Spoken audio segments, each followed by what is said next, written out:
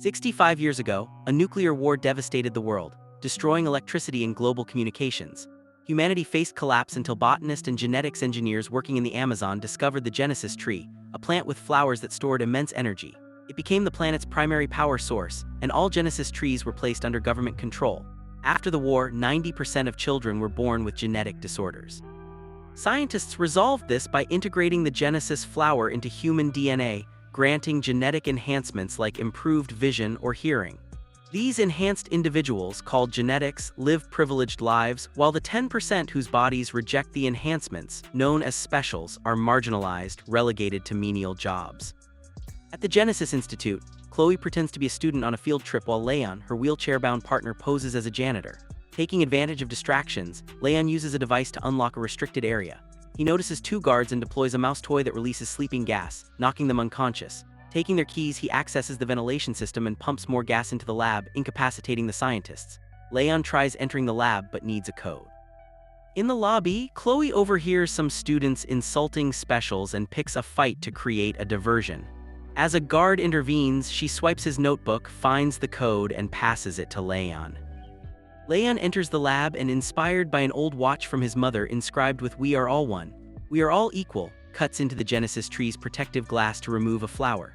The tree retaliates with spikes, triggering alarms. Despite this, Leon secures the flower in a capsule and escapes as the facility goes into lockdown. Guards force Chloe out with the other students, but she spots Leon emerging in time. Outside, Leon pretends to bump into Chloe, slipping the flower into her teddy bear before a guard searches him and finds nothing. Another guard with enhanced vision scans Chloe but doesn't suspect her disguise. Safe on the streets, Leon and Chloe watch Senator Frank on a public screen urging support for post-birth enhancements. Mira, a famous singer, also announces a tour in the special district to unite people. As they discard their disguises, Leon explains how politicians and celebrities use specials for personal gain. Nearby, a special is thrown out of a store while a janitor scrubs graffiti declaring "Death to the Genetics." Mira's manager warns her against visiting the district due to rising tensions, but she refuses to cancel her events, insisting unity requires personal connection. Returning to their workshop home, VH tends plants while Leon tinkers with devices. KH watches an interview where Frank claims he's developed medicine to provide post-birth enhancements for all, including specials. She's hopeful, but Leon remains skeptical. Leon then extracts energy from the stolen flower and uses it to improve prosthetics for disabled specials. The duo scrapes by on what their clients pay them, managing to survive day by day. After wrapping up with one set of clients, they receive an urgent call from a man in the genetic district, desperate for repairs. Chloe tries to explain that they don't handle on-site jobs, but Leon takes the task immediately upon hearing the man is willing to pay triple their standard fee. This decision sends Chloe spiraling, considering their work operates on the wrong side of legality. Are you nuts? Triple fee! Money is survival, Chloe. You'll learn that eventually. Just in case you forgot, what we do is illegal. So we have rules, Leon. We don't go to the customers come to us. It'll be in, out, boom, triple fee. Leon reassures her, confident in his ability to remain undetected. He knows the patrol routes well and has memorized all the hidden openings in the district's walls to bypass checkpoints. The pair arrive at an upscale restaurant where the cook escorts them in through the back entrance. The cook, a special, relies on a complex mechanical suit designed to assist with his mobility issues. As they get to work, disaster strikes. The infamous anti-genetics gang storm through the front doors, cutting off the power and wreaking havoc. Leon hurriedly finishes the repairs on the cook's suit, and while the cook thanks him, he informs them that he must investigate the commotion. He promises payment upon his return. The situation grows worse as the gang begins destroying the restaurant and targeting genetics inside, mercilessly slaughtering several patrons. The room is soon left in ruins. The gang caps their rampage by spray painting graffiti on the walls. The cook eventually stumbles back into the kitchen, bloodied and gravely wounded. He warns Leon and Chloe about what's happening before succumbing to his injuries. Trapped with the back door locked, the duo needs a way out. Leon hatches a plan. He asks Chloe to assist him in putting on the cook's mechanical suit as a disguise. Moments later, two gang members barge into the kitchen. They overlook Leon and Chloe, who are hiding nearby, and only notice the cook's lifeless body. As they vandalize further with graffiti, the thugs casually mention plans for a big gig tomorrow and something even larger set for the following day. A piece of paper falls from one thug's pocket, which Chloe quietly picks up. Their conversation is cut short when they hear police sirens approaching. They prepare to flee, but at that exact moment, Leon loses control of the suit. It forces him upright and throws him against the counter.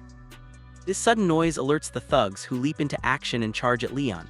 In desperation, he defends himself with whatever's at hand, pots and boiling water. During the scuffle, one thug's mask slips, briefly exposing his face. Leon is shoved against the counter when Chloe intervenes to help him. Using quick thinking, Leon uses a bag of flour to blind their attackers, buying them just enough time to escape through the exit. Empowered by the suit, Leon forces open the locked back door, allowing them to finally get out. Outside in the alleyway, Leon struggles with the damage inflicted on the suit during their escape. Leaning on Chloe for support, they make their way home while carefully avoiding passing police cars. The next day, news reporters blitz coverage of the restaurant attack. Surveillance camera footage inadvertently captures images of Leon and Chloe, mistakenly labeling them as members of the anti-genetics gang. Authorities request public assistance to identify them, while Captain Hughes of Special Forces vows a crackdown on the district soon. Both Leon and Chloe panic. They recognize Hughes as none other than the gang leader himself. As they process this revelation, Chloe examines the piece of paper she recovered and realizes it's a flyer for Myra's upcoming concert, complete with a small map scribbled across it. They deduce that anti-genetics plans to launch an attack during the concert to frame specials for violent behavior. While Chloe insists they must intervene to stop this, Leon disagrees. He argues that they're powerless. After all, what could a paraplegic man and a 12-year-old accomplish? Devastated by his apathy, Chloe accuses him of selfishness and storms off in tears. A flashback reveals teenage Leon sneaking into his father's office to uncover a hidden file that confirms he's genetically classified as a special himself. His father catches him mid-search. This memory weighs heavily on Leon as he sits alone in thought, holding his mother's watch, a symbolic reminder of what drives him. Spurred by these reflections, he resolves to take action. Hours later, Chloe returns to find Leon busily upgrading the mechanical suit for enhanced movement. He explains his plan: confront Hughes directly and force him into confessing his crimes. Testing out his work, Leon demonstrates astounding strength by bending metal and scavenging everyday objects for improvised weaponry. Noticing exposed wires on the suit's frame, Chloe makes hasty chemical preparations at her workstation to arm the Seat more. Meanwhile, Mira is performing a concert in the special district. The crowd goes crazy and keeps pushing the fence, so the guards have to push them back. After the concert, she tries to get on her bus when suddenly the guards attack her personal security and her manager to knock them out. The rebels arrive in a truck and start painting graffiti while Hughes tells Mira to behave as she doesn't want to die. At that moment, Leon appears, wearing the suit and a mask to conceal his identity. He leaps from a balcony and attempts to open fire, but Chloe's chemicals cause plants to bloom across his suit instead. The thugs burst into laughter, unaware that Leon intends to use the plants to his advantage. One thug is struck by gas, and another ends up ensnared by vines. Meanwhile, Chloe calls Mira from a stolen car as Leon begins fighting Hughes and his crew. Though he initially lands some hits, the gang soon surrounds and overwhelms him. He fights back as best he can until Chloe crashes into one of the thugs with the car. Leon seizes the chance to escape, jumping into the vehicle. Mira screams in disbelief as Chloe drives them away. They rush home, locking all doors just as anti-genetics patrol through the streets searching for them. Later, the news reports reveal that Mira narrowly avoided being kidnapped thanks to an unknown vigilante, though no one knows where she is now. Noticing that Leon was injured during the confrontation, Mira tends to his wound, sharing that she once dreamed of becoming a doctor to help others. Chloe sketches Leon as a flower-themed hero, much to his annoyance, though Mira compliments the drawing. As Leon explains Hughes' plans, Mira insists she needs to get home for an important event with Frank at the Family Planning Center the following day. Leon realizes it will likely be the anti-genetics group's next target. After failing to capture Mira today, they'll probably go after Frank tomorrow. Their motive seems tied to opposing the post-birth enhancement initiative. While Mira wants to alert someone, Leon stops her, reminding her that Hughes has influence within the police force. Instead, they decide to devise a plan. The next day, Leon and Mira visit the Family Planning Center, posing as a couple hoping to conceive a child. To avoid media attention, Mira tells the doctor she didn't inform anyone about her partner or schedule an appointment. With smooth persuasion from Leon, the doctor agrees to give them a tour of the facility. During the walkthrough, Leon discreetly grabs some unsupervised keys. Later, he orchestrates a distraction by announcing that Mira will give a surprise performance, gathering all staff into a single room for safety. At that moment, the anti-genetics group storms the building. Leon intercepts them in the lobby, where they immediately attack him. He counters with gas bombs that dissolve their masks and puts up an impressive fight, but their sheer numbers overwhelm him. The gang beats him down and unmasks him as Hughes delivers repeated blows to his face. Suddenly, Frank's security team arrives and forces the attackers to flee.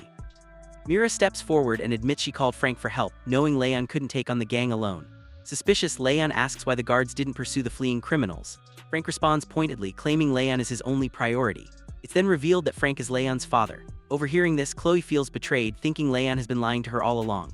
She flees without a word. Reporters arrive shortly after, prompting Frank to switch into politician mode. He declares that Leon's situation exemplifies how far the divide between genetics and specials has gone and urges everyone to support genetic unity in tomorrow's vote. A week later, it's announced that Frank's initiative passed with near-unanimous approval. Buses enter the special district to transport its residents to a new medical camp outside the city for treatment. Once enhanced, these citizens will be allowed to reintegrate with society and live among genetics. Despite the apparent victory, Leon is troubled when he learns Chloe hasn't been located yet. When he brings up Hughes, Frank evasively changes the subject, stating his focus is on curing Leon. Leon reminds his father of what happened when he tried curing his mother, how she died as a result. Frank solemnly apologizes and admits his mistake. Frank then confesses to withholding a letter left by Leon's mother before her passing. He feared giving it to him but decided it was time now that they had reconnected. Leon opens the letter and reads her heartfelt words of apology for leaving their family behind. She expresses hope that Leon would grow into a good man, but warns him not to let anger harden his heart toward his father. Her final wish is for him to remember that family stays together until the end. Overcome with emotion, Leon silently cries. Mira interrupts the somber moment and takes Leon outside for fresh air. While wandering through the streets, Leon spots Chloe and reunites with her in an emotional embrace. He then shares his suspicion with Chloe and Mira that Frank planned the anti-genetics attacks as a way to get his project approved. They just need to prove it. Chloe borrows a camera from a man with an eye prosthetic. The doctors choose the next person for treatment. Chloe sneaks into the vents to record Hughes and Frank discussing their plans. Frank reveals they're harvesting brain material from specials to create a gene-modifying essence, focusing only on curing his son. He dismisses the specials as tools for his goal. Chloe shows the recording to the specials in the tents. Mira apologizes, claiming ignorance of Frank's intentions. Leon rallies the specials, reminding them of unity and preparing to fight. Chloe provides him access to his suit by stealing storage keys. The next day, when Frank and nurses arrive for Leon's procedure, he surprises them by wearing his suit, captures Frank, and takes the essence injection. Leon rejects his father's justification, calling him a monster, locks him up, and heads to the security room. With ammo from Chloe, he defeats guards but can't stop an alarm. Chloe works on uploading footage to the police while Mira kisses Leon before he joins the fight. In the tent area, a fight erupts between Specials and Hughes' gang. Despite being underarmed, their numbers even the odds. Leon's suit gives him an edge, but Hughes' reinforcements arrive with firearms. Specials are injured and Leon is forced into a one-on-one fight with Hughes. After struggling, Leon retreats. In the security room, a special rescues Mira from an attacker as Chloe finishes uploading the footage and contacts the police. Leon crawls to the lab, pursued by Hughes. They brawl across tables until Leon cracks the Genesis tree's glass. Hughes grabs him but accidentally breaks the tree further during their fight. Leon uses a flower from the tree to trigger spikes that take down Hughes. The police arrive, arresting Frank's men and finding the essence syringe. Chloe and Mira find Leon alive and he shares another kiss with Mira. A week later, news exposes Frank's plans but reports deny rumors about his masked vigilante son. Frank has escaped, but segregation policies end, allowing free travel between districts. Mira can no longer sing due to throat damage but happily dates Leon. From afar, a deformed Frank watches his son. Subscribe and turn on notifications for more content. Thank you for watching.